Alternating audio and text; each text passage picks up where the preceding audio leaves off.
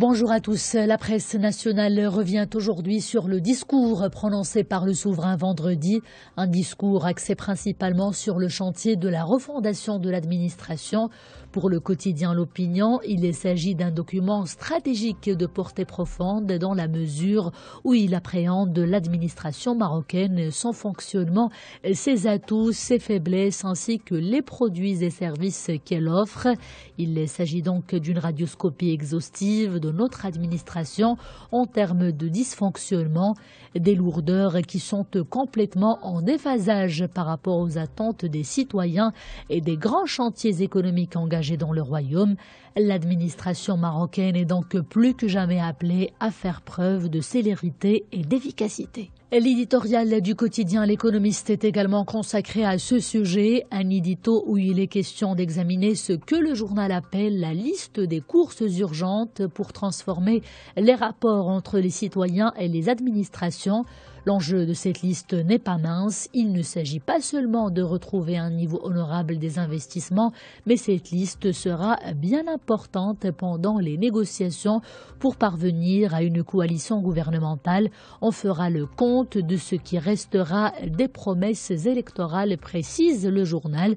Pour l'éditorialiste du quotidien L'Économiste, le souverain a mis tout le monde devant ses responsabilités et avec une dose d'humour bienveillant.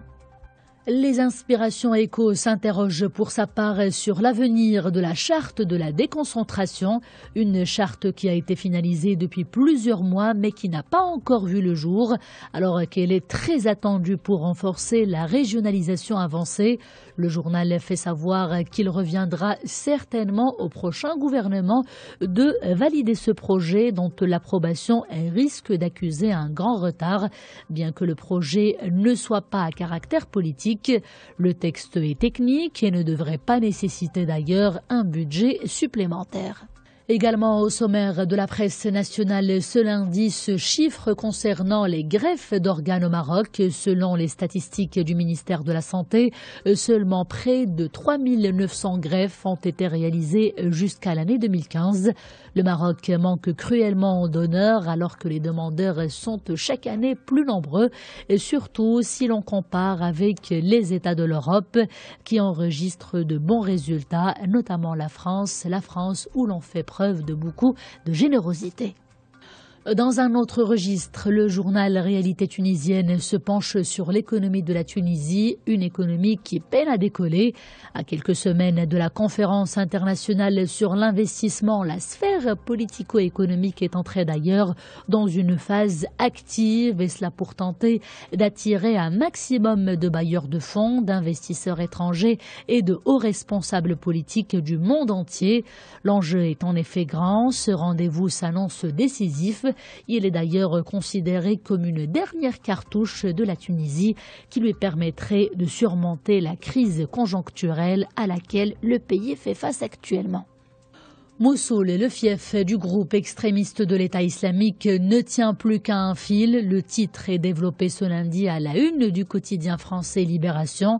Le journal précise que la réussite de l'assaut contre cette ville irakienne serait une victoire stratégique et décisive. Maintes fois annoncée, l'offensive pour reprendre Mossoul semble cette fois-ci imminente. Le Figaro s'intéresse pour sa part à la manif pour tous et assure qu'en défilant hier à Paris, les manifestants ont voulu obliger les candidats à la présidentielle à se positionner sur la loi Taubira. En ce contexte de menaces terroristes, la manif pour tous a d'ailleurs été particulièrement vigilante sur la sécurité. Dès leurs arrivées, porte Dauphine, les manifestants ont été filtrés. Des manifestants qui ne comptent pas faire marche arrière et tiennent toujours à l'abrogation de la loi en question, 3 ans après son adoption, rappelant qu'Alain Juppé, qui demeure en tête des intentions de vote pour la primaire de la droite, recevra les responsables de la manif pour tous dans les prochains jours. Et avant de refermer cette revue de presse, un mot sur cet accord historique pour éliminer les gaz à effet de serre. Le sujet fait la une du quotidien français Le Monde. Le journal nous apprend que 197 États ont promis de mettre fin aux hydrofluorocarbures qui sont principalement exploités dans les climatiseurs ou encore les réfrigérateurs.